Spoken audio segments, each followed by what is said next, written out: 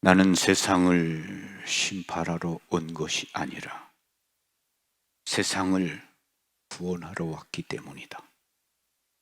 이 말씀은 예수님의 생애 전체를 묘사합니다.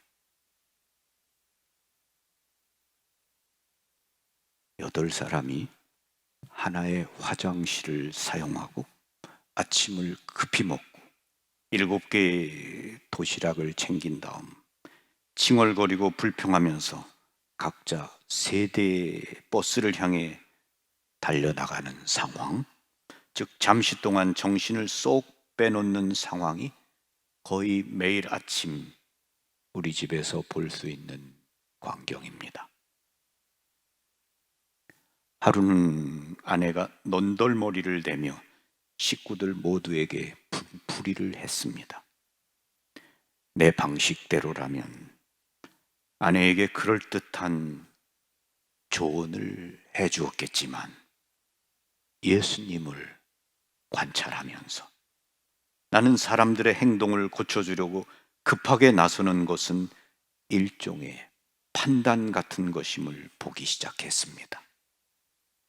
그래서 멈추어 서서 아내의 기분이 어떤지를 물으며 아내의 세계 속으로 들어갔습니다. 아내는 거의 1시간가량 감정을 쏟아놓았습니다. 마침내 큰아이들이 도와주지 않는 것 때문에 아내가 힘들어하고 있다는 사실을 알게 되었습니다. 일단 진짜 문제가 무엇인지를 이해하게 된 나는 아내를 어떻게 도와줘야 할지 알 수 있었습니다. 그날 밤 나는 큰 아이들을 불러 엄마가 무엇을 힘들어하고 있는지를 설명해주고 아이들이 도와주어야 할 집안 일을 분담해 준 다음 각자 맡아서 해야 할 내용을 종이에 적어 냉장고에 붙였습니다.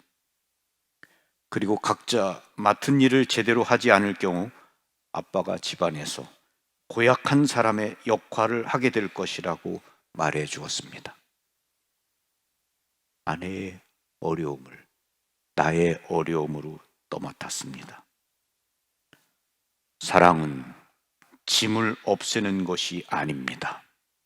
다만 그 짐을 다른 어깨, 우리의 어깨 위에 올려놓는 것입니다.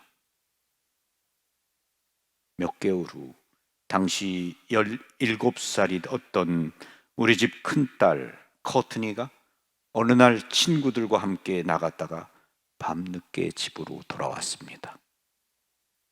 뒷문을 통해 들어온 커튼이는 곧 내게 신경질을 부렸습니다. 부엌바닥 청소를 해야 했기 때문입니다.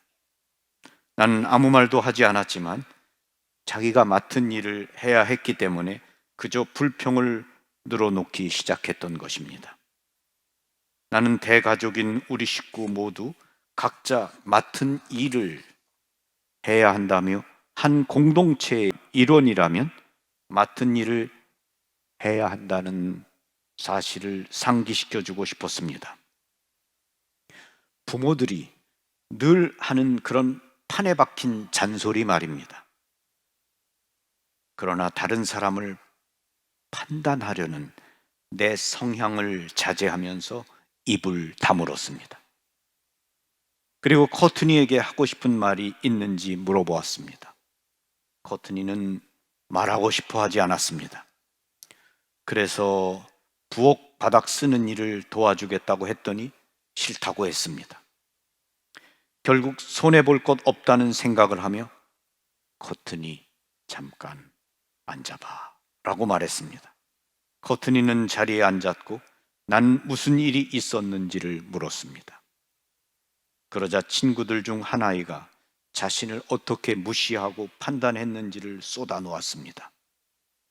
함께 이야기하는 동안 커튼이는 마음이 편안해졌고 분노는 모두 가라앉았습니다. 커튼이가 이야기를 다 끝낸 후 나는 부엌 바닥 쓰는 일을 도와주었습니다. 내가 처음에 하고 싶었던 대로 몰아붙이며 커튼이를 판단했더라면 내 딸을 사랑해주고 딸의 눈을 통해 세상을 보게 되는 기회를 가질 수 없었을 것입니다. 판단은 반사적이며 급하고 이성을 앗아가는 반면 동정심은 서두르지 않고 사려 깊습니다. 한 발 늦춤으로써 나는 동정심을 느낄 수 있었고 아내와 커튼이 두 사람 모두 더 가까워질 수 있었습니다. 내가 급하게 판단했더라면 두 사람 모두와 멀어지게 되었을 것입니다. 판단은 사람 사이를 갈라놓고 그 결과 공동체를 파괴합니다. 그러나 동정심은 일치하게 하고 공동체를 세웁니다.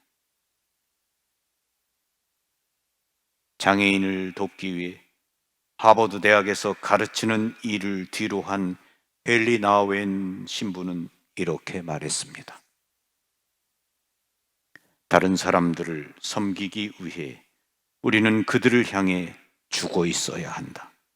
즉, 우리 취지대로 평가하기를 포기하고 다른 사람들의 기준을 중시해야 한다.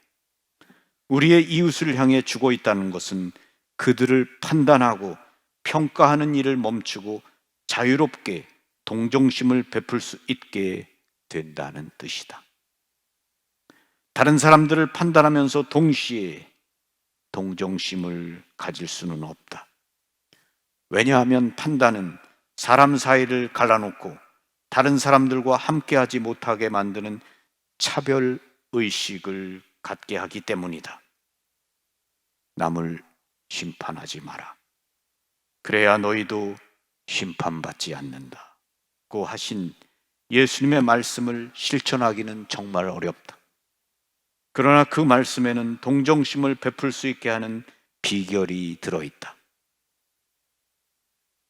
동정심, 자비, 연민은 판단과 각기 서로 다른 방식으로 본다. 판단을 멈출 때 우리는 다른 사람들을 끊임없이 분석하는 일을 멈추고 쉬게 됩니다. 하느님의 작품인 사람들에게서 잘못을 찾아내려 할 필요는 없습니다. 이해하려고 노력하는 것이 우리가 해야 할 일입니다. 우리 사이를 거닐던 사랑이라는 폴 밀러의 글입니다. 어떻게 공동체가 형성되고 만들어지는가? 그리고 그 공동체가 어떻게 분열되고 파괴되는가? 그것은 판단할 때, 잘못된 것만 계속 주목하고 그것에 대해만 이야기할 때, 그때 공동체는 분열되고 파괴됩니다. 근데 우리는 마치 판단하기 위해서 있는 사람처럼 끊임없이 판단하고 끊임없이 나쁘게 말합니다. 예수님은 나는 세상을 심판하러 오지 않았다. 난 단죄하기 위해서 오지 않았다. 나는 세상을 구원하기 위해서 왔다. 어떻게 구원할 수 있는가?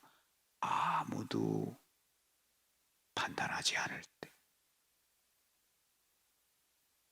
그리고 그 사람의 이야기를 들어줄 때. 그리고 그를 이해하려고 할 때. 그리고 그의 짐을 내 어깨 위에 짊어질 때. 사랑은 짐을 없애주는 것이 아니라 그 짐을 내 어깨 위로 가지고 오는 것이다.